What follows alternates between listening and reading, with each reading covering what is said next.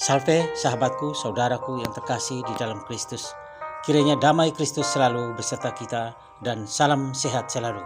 Seandainya ada yang sakit, mari kita berdoa bersama-sama. Mohon semoga Tuhan menjamah dan menyembuhkan mereka.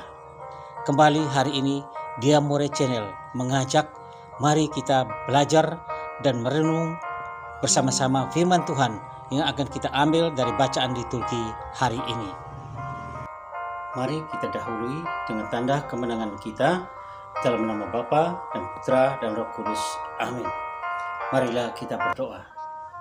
Datanglah ya Roh Kudus, penuhilah hati umat-Mu dan nyalakanlah di dalamnya api cinta-Mu. Utuslah Roh-Mu, maka semuanya akan dijadikan lagi dan Engkau akan membaharui muka bumi.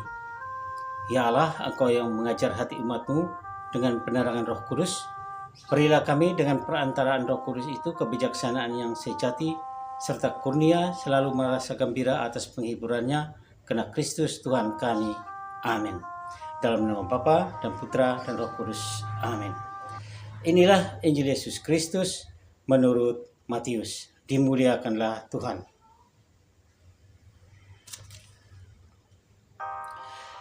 Pada suatu ketika Yesus bersabda kepada para imam kepala dan pemuka dengan memakai perumpamaan. Ia bersabda, hal kerajaan surga itu seumpama seorang raja yang mengadakan perjamuan nikah untuk anaknya. Ia menyuruh hamba-hambanya memanggil orang-orang yang telah diundangnya ke perjamuan nikah itu, tetapi mereka tidak mau datang. Raja itu menyuruh pula hamba-hamba lain dengan pesan, katakanlah kepada para undangan, hidanganku sudah kusediakan, lembu-lembu jantan dan ternak piaraanku telah disembelih. Semua telah tersedia, datanglah ke perjamuan nikah ini. Tetapi para undangan itu tidak mengindahkannya. Ada yang pergi ke ladangnya, ada yang pergi mengurus usahanya, dan yang lain menangkap para hamba itu, menyiksa dan membunuhnya. Maka murkalah raja itu. Ia lalu menyuruh pasukan untuk membinasakan pembunuh-pembunuh itu dan membakar kota mereka. Kemudian ia berkata kepada hamba, perjamuan nikah telah tersedia, tetapi yang diundang tidak layak untuk itu. Sebab itu pergilah ke persimpangan-persimpangan jalan dan undanglah setiap orang yang kalian jumpai di sana ke perjamuan nikah ini. Maka pergilah para hamba dan mereka mengumpulkan semua orang yang dijumpainya di jalan-jalan, orang jahat dan orang baik, sehingga penuhlah ruangan perjamuan nikah itu dengan tamu. Ketika raja masuk hendak menemui para tamu, ia melihat seorang tamu yang tidak berpakaian pesta. Ia berkata kepadanya, hai saudara, bagaimana saudara masuk tanpa berpakaian pesta? Tetapi orang itu diam saja. Maka raja itu lalu berkata kepada para hamba, ikatlah kaki dan tangannya, dan campakkanlah orang itu ke dalam kegelapan yang paling gelap. Di sana akan ada ratap dan kertak gigi, sebab banyak tetapi sedikitlah yang dipilih. Demikianlah sabda Tuhan, terpujilah Kristus. Pesta perjamuan anak domba. Sahabatku yang terkasih di dalam Kristus.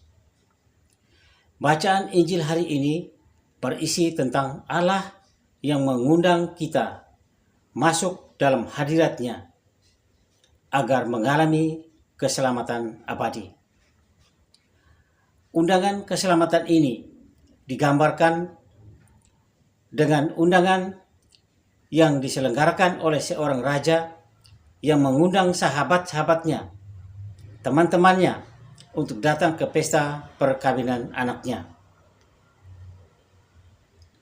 Sayangnya para undangannya itu tidak ada yang mau datang. Sehingga sampai 3 kali raja itu harus mengundang orang-orang untuk datang ke perjamuan kawin anaknya. Undangan pertama semua sahabat-sahabat, teman-temannya, kenalannya yang diundang, tidak ada yang menghiraukan undangan dia. Mereka semua tidak datang. Undangan kedua, raja itu mengutus kembali hamba-hambanya yang lain dengan sebuah pesan, hidangan lembu-lembu jantan dan ternak piaraan telah disembelih semua, dan semua telah tersedia. Datanglah ke perjamuan kawin ini. Tapi juga para undangan itu tidak mengindahkannya dan tetap menolaknya dengan berbagai alasan. Bahkan ada yang lain menangkap, menyiksa, dan membunuh hamba-hamba itu.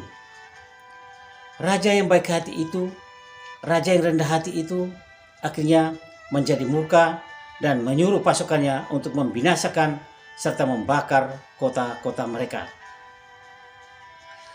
Sedang undangan ketiga, perjamuan sudah siap, segala hidangan sudah di atas meja, tapi para sahabat undangan itu sudah tidak layak untuk diundang lagi. Maka hamba-hamba itu disuruh mengundang orang-orang yang dijumpai dimanapun mereka berada, di persimpangan jalan dan lain-lain. Uniknya, yang diundang itu bukan hanya orang-orang baik, tetapi juga orang-orang jahat. Tentu saja di lorong-lorong, di gang-gang, di persimpangan, banyak macam orang jahatnya. Bahkan ada orang yang datang dengan tidak berpakaian pesta. Saudaraku yang terkasih di dalam Kristus, hal kerajaan surga selalu diwartakan oleh Yesus dalam bentuk perumpamaan. Sebagaimana kita ketahui, begitu banyak perumpamaan tentang hal kerajaan surga. Seperti perumpamaan yang lain, hal kerajaan surga itu seperti biji sesawi. Hal kerajaan surga itu seperti mutiara yang terpendam. Kerajaan surga itu seperti melepas pukat di laut, atau seperti gadis-gadis bijaksana, dan lain-lain lagi. Yesus memakai banyak perumpamaan tentang hal kerajaan surga. Namun, kerajaan surga akan tetap menjadi misteri bagi dunia, karena tidak ada seorang pun dari dunia ini pernah datang ke surga dan kembali menceritakan kepada dunia bahwa dia melihat surga. Tidak ada seorang pun. Dan sedangkan penolakan yang undangan 1 dan 2 itu mau menggambarkan bagaimana sikap bangsa Yahudi yang tegar tengkuk, keras hati, dan menolak tawaran kasih karunia Allah. Walaupun ia bangsa pilihan Allah, bangsa Yahudi berabad-abad, beribu-ribu tahun menanti dan mengharapkan kedatangan kerajaan surga. Tetapi ketika kerajaan surga itu datang dalam bentuk undangan ke perjamuan perkawinan anak sang raja ini, mereka menolak, bahkan membunuh para hamba utusan sang raja. Kita tahu di dalam perjanjian lama berapa banyak para nabi di dalam perjanjian lama yang dibunuh oleh bangsanya sendiri, yaitu oleh bangsa Israel. Sedangkan undangan yang ketiga, banyak orang, banyak ragam orang, orang baik, orang jahat, masuk semua ke dalam ruang perjamuan pernikahan itu. Ini mau menggambarkan bahwa keselamatan kekal yang dibawa oleh Yesus via wafat di atas kayu salib dan kebangkitannya ditujukan bagi seluruh umat manusia tanpa kecuali. Manusia yang jahat, manusia yang baik, manusia yang benar, manusia yang salah di hadapan Tuhan. Tetap ditujukan keselamatan ini bagi mereka.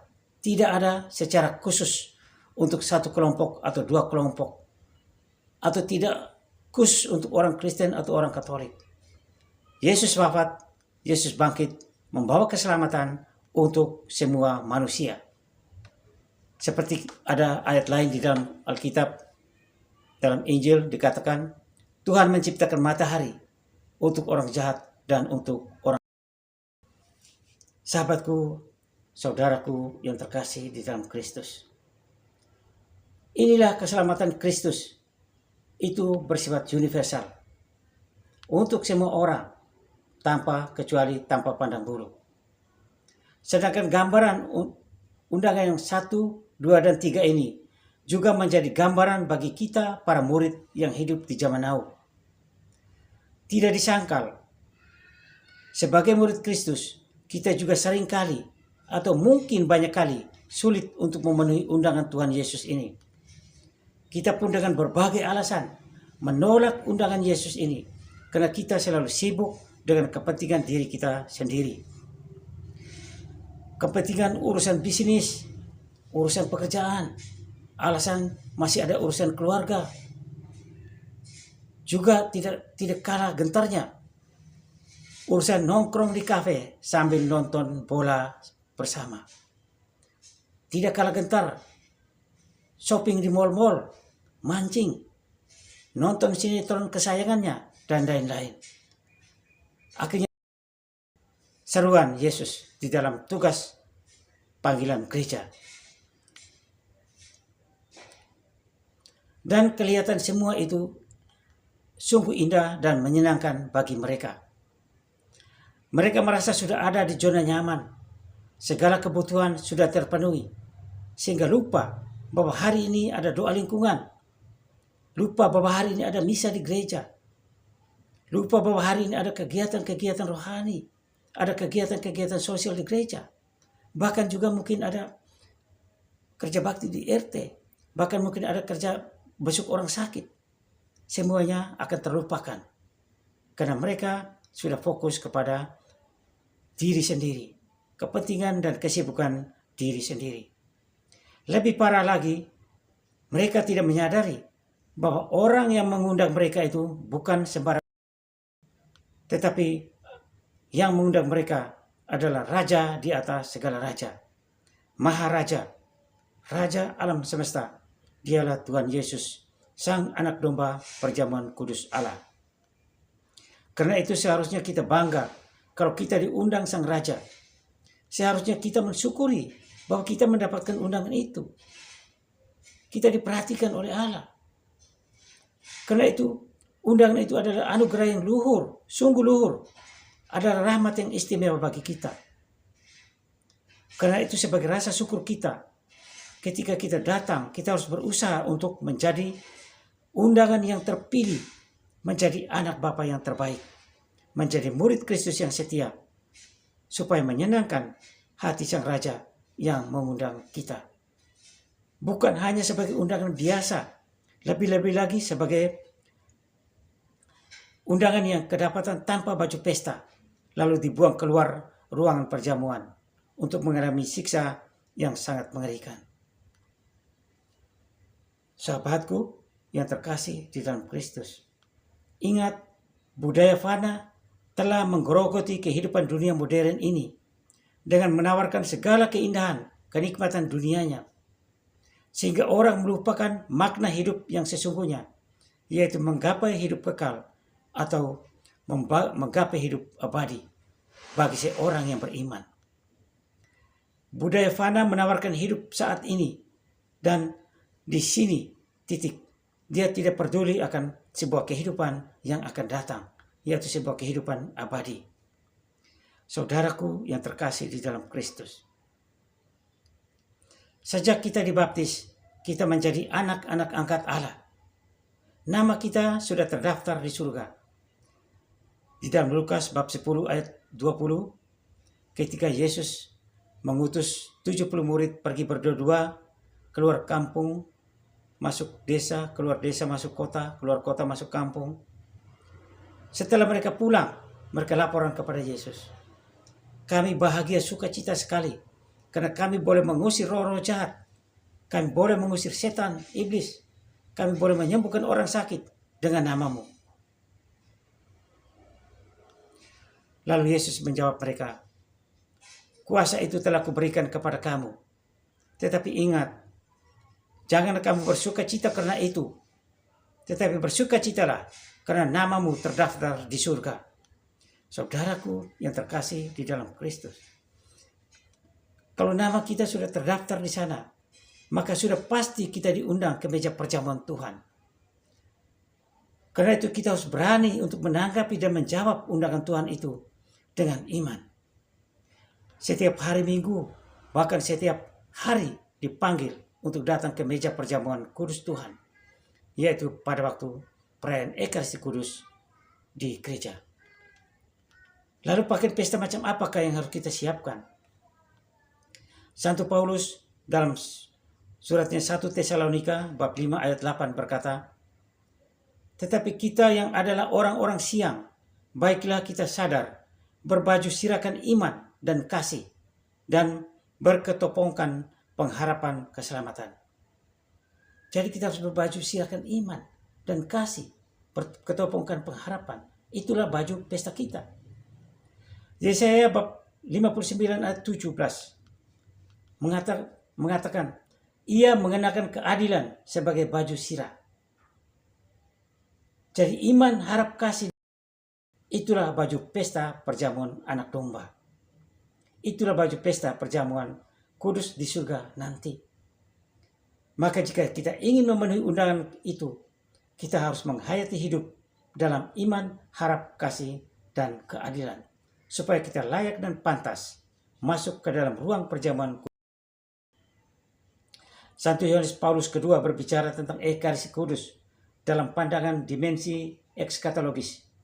Mengatakan, sungguh Ekaristi adalah secerca penampakan surga di atas bumi. Ekaristi adalah seberkas sinar mulia dari Yerusalem surgawi yang menembus awan sejarah dan menerangi perziarahan kita. Ecclesia de Eucharistia 19. Ensiklik Paus Yohanes. Demikianlah renungan kita hari ini. Marilah kita berdoa. Bapa, terangi kami dengan Roh Kudus-Mu, agar kami mampu menjawab panggilan dan undangan-Mu dengan hidup di dalam iman, harap, kasih, dan keadilan. Amin. Kemudian kepada Bapa dan Putra dan Roh Kudus, seperti pada permulaan, sekarang, selalu, dan sepanjang segala abad. Amin. Terpujilah keluarga kudus Nazaret Tuhan Yesus, Bunda Maria dan Santo Yosef, sekarang selama-lamanya. Amin.